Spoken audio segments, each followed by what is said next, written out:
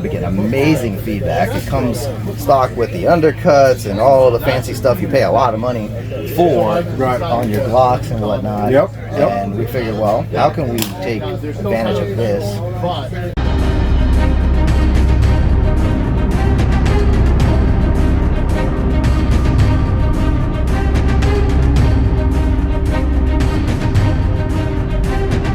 Everybody here at the Crispe, South Carolina Gun School. We're back at Train and Learn 2025. I'm back out here with my boy Anthony from Tactical Life. As you see, I'm not using rifles this time because they're expanding their brand, like I was a little curious about to see if y'all are ever going to kind of get into this aspect. So now they're making handguns. So, and we're also doing slides as well too. So I'll kind of let you talk about some of this stuff since you're the subject matter expert here. And we've got the Tactical Life 19. Yep, this is the TL-19. This is our newest offering that will be dropping soon. We've been testing and we're here testing and getting feedback to see if we need to do any slight changes or what people like and dislike. This is what we do this with. So this is actually a stick grips frame that we met great guy Dusty at a SHOT Show, and we took his stuff. I like the way it feels. You can see the custom stippling in a sense with the way he did it. It fits the hand right. It's got a little gas pedal.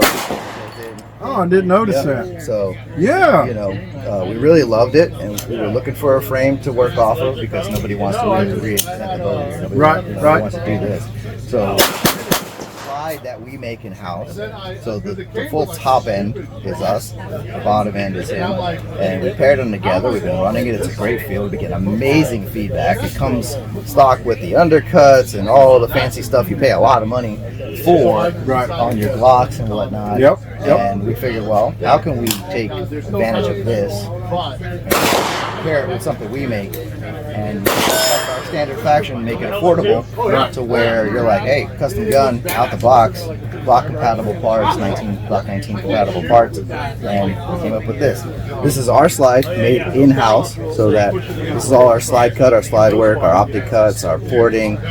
This is something we've been messing with, the triple port, our trunk port. We do multiple different optic cuts on it, so you can actually order them to the Acros, the RMRs, the K-size, all the fancy stuff out there right now. And that's one thing I like y'all doing the acro cut, because it's really hard to find somebody that can do it, and then the other thing is finding somebody that even wants to do it. Yeah, and direct is always the best. Exactly. You don't have to worry about adapters. You're raising it up. You got multiple things in there now. Just cut it the way it should be off the rip. It's always going to be. My question is, let's say I like my Glock frame that I have because what I've done to it, will the slide... Best part, just buy the slide in the configuration that you like and pop it on. So you can either buy the whole gun and build the gun for yourself, or you can use the parts you already have and use our... But here's the even better part. We can actually take your Glock and do this cut. So even though we make this slide in-house, this design was actually designed to work off of an OEM Glock slide. Okay. So you'll see some key indicators there, like the original front serrations at the very bottom, because we don't ever run the channel that's behind it. Yeah. So we just built the design on our slide to also work with your slide. So there's still a way better way to do this. I should say way better way, but a more affordable way, where you're like I said, you got your frame, you got your OEM slide. Don't even worry about changing it over. Let us just do the work on that slide as well. So you got options with this, like always. Now, my other question that I'm curious about is, will this work with my current Glock 19 holster? Oh yeah. Okay. That's funny, because a lot of the guys out here that were just shooting it, we had the pistol day yesterday, one of the pistol classes and the shooting classes, and some of the guys were coming up and they're like, hey, can I use this? I'm like, yeah. What are you shooting now? Glock 19, great. Pop it in, pop it in your holster, or take one of our holsters, Glock 19 holster. They were out there running them, getting feedback on them. Yeah, that was one thing, because I know sometimes, even though it's kind of modeled off Glock 19, sometimes those cuts can, especially with holsters, sometimes. I mean, I will say, depending on the holster, there hasn't been much we ran into, but you know, the indicators on most of the stuff is pretty much the same. Pretty much the same. Pretty much. You know, I'm sure there's going to be one out there. Right. That's not going to work. Exactly. The comments of the videos, and you'll be like, oh yeah. And it just, like you said, man, I will say this thing feels really good in the hands. And I've had Wayne from Microtech do some stuff with my frame, and I like the way I like what he did. I do like the way it feels. I'm not taking anything away from him, but I mean, to have something that you don't have to go and say, hey, here, this is what I'm looking for. It's out of the box. This just feels good.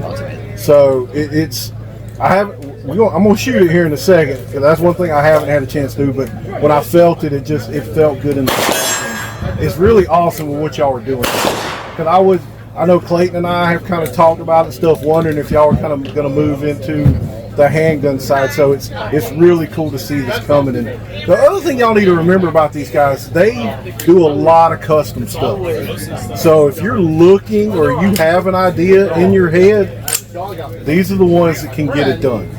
All right? And then sometimes if you just want to have fun with it, because I know Clayton's done it, he just sends it and like, oh yeah, we doing one right now.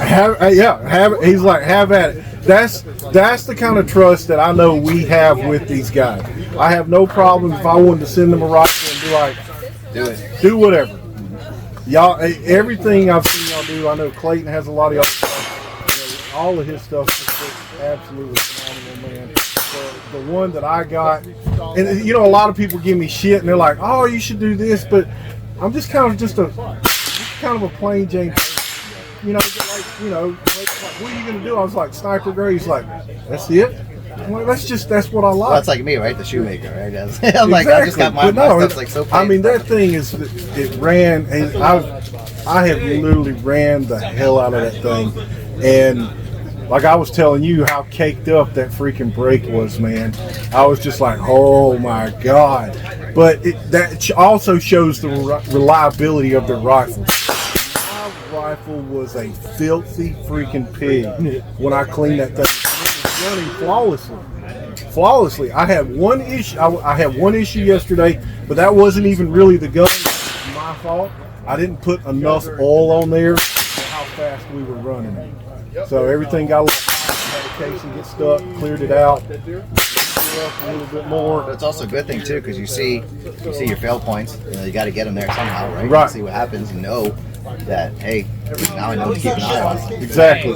You know, and I even called you one time because it got carbon locked. Yeah. That's a big suppressor problem. So, you know, y'all helped me out with that stuff, and I mean they stand behind their products. That's the other thing, is they stand behind their products. So, and I know you were talking a little bit with the suppressors. You really want people to send them back to y'all to any kind of service. I mean, their service are going to be taken apart. It's usually not a recommended thing, because a lot of people open them up, especially newer people that maybe don't know the intricacies of suppressors. They take the stuff out, and then they do. Right. How does this go back together? Yeah. Why isn't this fitting back? Prefer to take it back and do any service if needed. Normally, our rifle cans, I just say run them until just run them. Right. Servicing is, I guess it depends on who you are, right? Exactly. Everybody's different. Everybody likes to inspect and see. Sometimes that can go south. Look at the people that take apart their guns because they were doing a cleaning, they're doing a little too detailed, and now you're clicking back and forward on a YouTube video, and you end up at a gunsmith going, fix. Right. Springs are in backwards, little things can happen. So I hate for people to get into something and then not realize you take out all your baffles. Now you got all these little carbon rings and things, and you're like, why is this baffle not going back in? What's going on? And now you're really in for a deep clean. Yeah, that's when that's how when I started taking it off, I was like, this is still right. And then I looked and I'm like, oh shit, because I was like, I do not want to go any further because I know what all was in there. And so the good news is at least the bottom part, like from the hub compatibility, the back part, it's end caps that are going to release the stuff. That starts coming off, rock set might have been out or something out. Usually that's where you're like, okay, let's just stop before I get too far. The back side's not too bad, like the hub compatible stuff when you get the QDs and stuff like that. That's almost natural. Sometimes you start turning the can, and like on a chemo, right? You turn the can so that it unlocks the hub. Right. And sometimes they just unscrew from the actual chemo. A little bit more rock set, tighten it down, give it 24 hours, you're back in business. Then there's tools you can grab. Anything that screws into a can can unscrew eventually. There's a red Loctite, and then it's forever. It's forever. That was a good thing. So yeah, those things you don't have to worry about because you can take it off. Not a big deal. Internals coming out, that's where you're like, hey, be ready for what comes out. Well, that's not when people, like the bulk carrier groups, when people start breaking those things down and getting into all that, I'm like, this is as far as you need to go. Yeah, but if you got to go farther, that's fine. Just know how to put it If back you in. understand how to go further, but I tell people, I'm like, once you take this off, there are very small pieces that if you lose them, if you don't find them, you're going to either have to go find those parts or you're going to get another bolt carrier. So, So, yeah, look, if you're out there looking for a good handgun, price point was... We're kicking around the $5.99 range for basic, and then it will go up there. And and I mean, that's a stock Glock. And This ain't it. But, that's about what you're going to be... Like all right, overbuilt, but not overbuilt. So that is the great thing about it. You're getting quality stuff, and something he talked about yesterday. And I've been to every train and learn, and there was something where we had some high-end rifles that were not working, and lo and behold, their stuff was out there running. So you're getting quality stuff with a quality price. Not overpriced, but a quality price. So make sure you get over there and check them out. All right? And get you handguns, slides, or again, if you've got custom stuff going or you got an idea in your head, they're going to be able to bring it to life for you. So check them out. I'll have all their info down on the screen, down in the description. Okay? You will not be disappointed with their stuff. All right, and always remember, if you're not shooting, you're reloading. If you're not reloading, you're fighting. If you're not fighting, you're dead. Train to live. See you on the range.